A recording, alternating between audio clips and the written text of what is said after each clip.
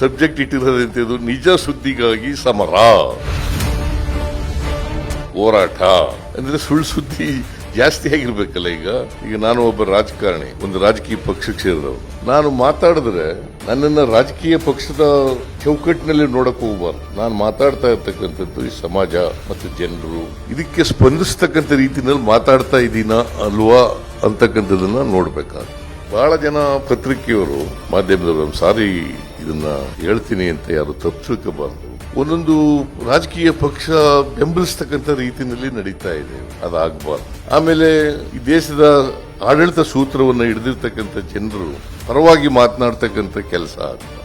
ನನ್ನ ಪರವಾಗೂ ಮಾತಾಡಬಾರದು, ಪ್ರಧಾನಿ ಪರವಾಗೂ ಮಾತಾಡಬಾರದು, ಯಾವುದೇ ಅಧಿಕಾರದಲ್ಲಿರ್ತಕ್ಕಂಥ ಪರವಾಗೂ ಕೂಡ ಮಾತಾಡಬಾರದು. ಅದರ ಸತ್ಯವನ್ನು ಜನರ ಮುಂದೆ ಇಡ್ತಕ್ಕಂಥ ಪ್ರಯತ್ನ, ಎಲ್ಲ ಜನರಿಗೂ ಕೂಡ ಸಮಾನ ಅವಕಾಶಗಳು ಸಿಗಬೇಕು.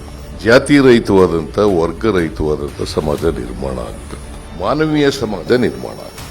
ಅದು ನಮ್ಮ ಮುಂದೆ ಇರ್ತಕ್ಕಂಥ ಸವಾಲು. ಪರಸ್ಪರ ಪ್ರೀತಿಸ್ತಕ್ಕಂಥ, ಯಾವುದೇ ದ್ವೇಷ ಇಲ್ಲದೆ ಇರ್ತಕ್ಕಂಥ ಸಮಾಜ ನಿರ್ಮಾಣ ಆಗ್ತದೆ. ಇದ್ರ ಬಗ್ಗೆ ಯಾರ್ದು ತಕರಾರಿಲ್ಲ ಅಂತ ನಾನು ಅನ್ಕೊಂಡಿದ್ದೀನಿ. ಆದರೆ ಕೆಲವರು ದ್ವೇಷವನ್ನ ಉಂಟು ಮಾಡತಕ್ಕಂಥ, ಪ್ರೀತಿ ಇಲ್ಲದೆ ಇರತಕ್ಕಂಥ ಸಮಾಜವನ್ನ ನಿರ್ಮಾಣ ಮಾಡತಕ್ಕಂಥ ಪ್ರಯತ್ನವನ್ನ ಮಾಡ್ತಾ ಇದ್ದಾರೆ. ಆ ಪ್ರಯತ್ನಕ್ಕೆ ಯಾವ ಕಾರಣಕ್ಕೂ ಕೂಡ ಸಹಾಯ ಮಾಡತಕ್ಕಂಥ ಪ್ರಯತ್ನವನ್ನ ಮಾಡಬೇಕು.